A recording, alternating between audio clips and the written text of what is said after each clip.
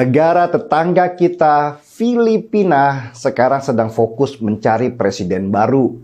Sesudah era Duterte yang dikenal dengan ketegasannya mengirim para bandar narkoba ke neraka, tanggal 9 Mei atau hari ini, Filipina sedang mencari calon presiden baru. Ada yang menarik dari Pilpres di Filipina ini yang perlu sekali kita cermati. Dari hasil survei di sana, ternyata ada satu nama yang kemungkinan akan menjadi pemenang pemilu. Dia adalah Bongbong Marcos. Kalian generasi 80-an pasti ingat ketika disebut nama Marcos kan? Ya, Ferdinand Marcos, mantan presiden Filipina yang berkuasa selama 21 tahun. Ferdinand Marcos dikenal juga sebagai presiden paling korup di sana. Miriplah dengan Soeharto.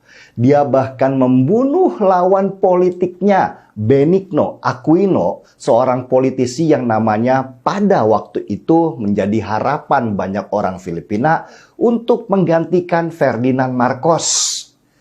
Pembunuhan Benigno Aquino memicu demonstrasi besar di Filipina yang dipimpin langsung oleh istri almarhum Benigno sekaligus mantan presiden Filipina, yaitu Cory Aquino. Ferdinand Marcos kemudian jatuh dan rakyat Filipina pada waktu itu langsung menyerbu istana presiden. Di dalam istana, rakyat Filipina yang miskin menemukan kenyataan kalau istri Ferdinand Marcos, yaitu Imelda Marcos, ternyata menyimpan harta berupa ribuan sepatu dan tas branded yang sangat mahal. Imelda Marcos memang dikenal sebagai sosialita dari hasil korupsinya. Sedangkan banyak rakyat Filipina pada waktu itu yang kelaparan. Di sini yang menarik. Sejarah tentang jatuhnya keluarga Marcos dari kursi presiden itu mirip dengan jatuhnya Soeharto di tahun 1998. Mereka sama-sama korup, sama-sama dijatuhkan oleh rakyat. Tapi kenapa anak Ferdinand Marcos, yaitu Bongbong Marcos, malah mendapat banyak simpati dari rakyat Filipina dan menempati survei tertinggi hari ini? Disinilah jagonya tim ses Bongbong Marcos bermain. Mereka membangun isu dan propaganda bahwa meski sudah berganti-ganti presiden, rakyat Filipina masih banyak yang terpuruk dalam kemiskinan. Karena itu, Bongbong Marcos memainkan jargon yang mirip sekali dengan jargonnya Donald Trump.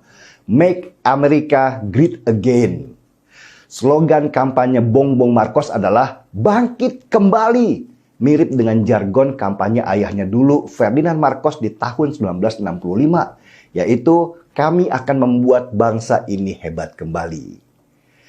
Jargon atau slogan ini dibangun masif lewat media sosial, terutama TikTok.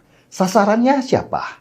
Mereka adalah generasi Z atau lebih dikenal dengan nama Gen Z, yaitu anak-anak yang lahir di tahun 95 sampai 2010. Mereka ini sering kita sebut dengan generasi TikTok, karena sering banget tampil di TikTok. Nah, Gen Z ini jelas nggak pernah merasakan bagaimana sulitnya hidup di era bapaknya Bongbong, yaitu Ferdinand Marcos. Wong mereka waktu itu belum lahir. Tetapi sekarang mereka, si Gen Z ini adalah populasi pemilih paling tinggi atau paling besar di Filipina. Tim ses Bongbong Marcos benar-benar mencuci otak generasi Z ini lewat TikTok.